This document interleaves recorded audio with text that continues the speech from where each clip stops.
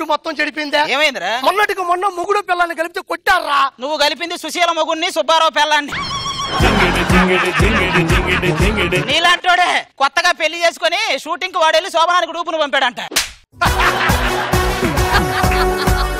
ఆడవాళ్ళకి రెస్పెక్ట్ ఎవరు నేర్చుకుంటారా?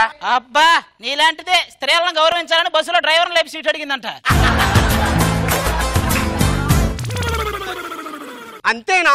ఇంకేం కావాలి? వీలైతే చేతికో కర్ర, కుదిరితే కూర్చోడానికి వీలు చేయరు.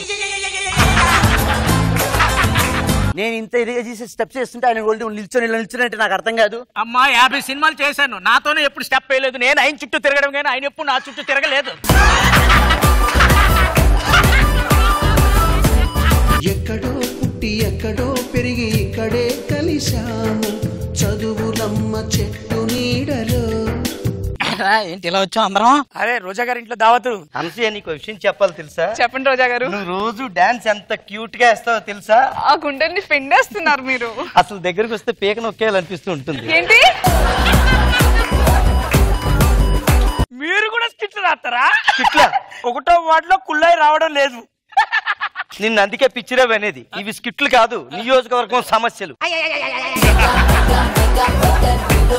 మేడం ఇంతసేపు వచ్చినారు కదా ఎడగనేనా?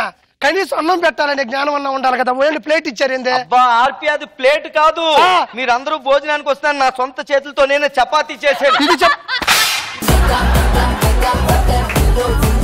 ఒక పని చేసి పెడితే మీకు 10,000 ఇస్తా. ఈ 10,000తో ఇద్దరు పిల్లలు కనమనే కంటానండి. గౌరీ వ్రతం ఉందని చెప్పి ఆవిడకి బొట్టు పెట్టి బయటికి పిలవండి. ఆ ఒక్కలు చేయించాలి. ఏమండి ఇంట్లో ఆడవాళ్ళు ఎవరైనా ఉన్నారా? ఏంటి?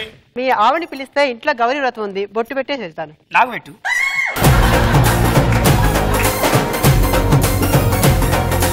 మీ ఈటీవీలో